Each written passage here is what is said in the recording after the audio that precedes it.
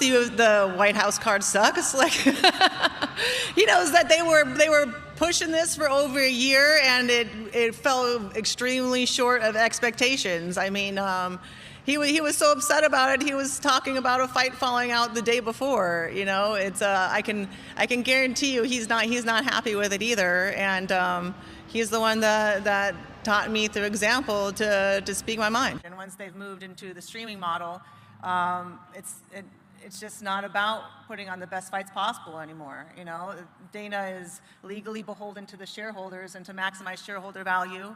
And unfortunately, now that they've taken the reins from the company away from him, it's barely recognizable now.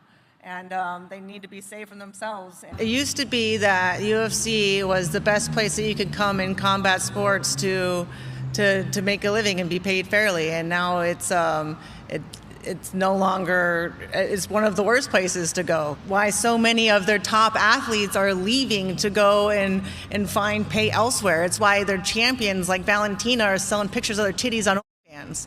You know, like these people are, a lot of them at the ground level, they can't support their families. They're living poverty level fighting full time. This company just got $7.7 billion.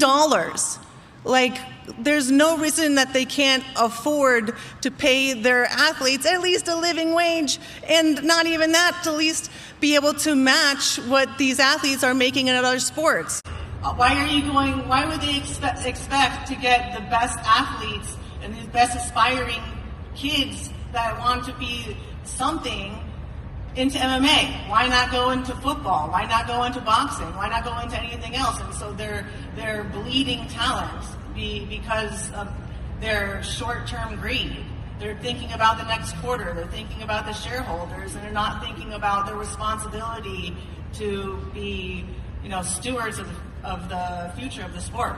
I have such love and respect for Dana that I wanted to bring this to him first.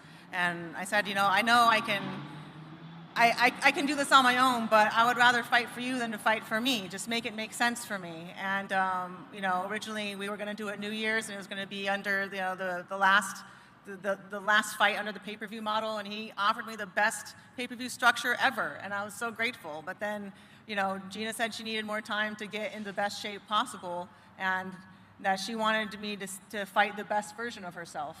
And I think that was fate. It was meant to be. It was meant to push us onto the other side. No, not at all. He was the one that, when they weren't able to offer me, a respectable deal under the streaming model, he was the one that was like, I want you to make as much money as possible. Don't stay here and take less for me. He gave me his blessing to go out and do it on my own.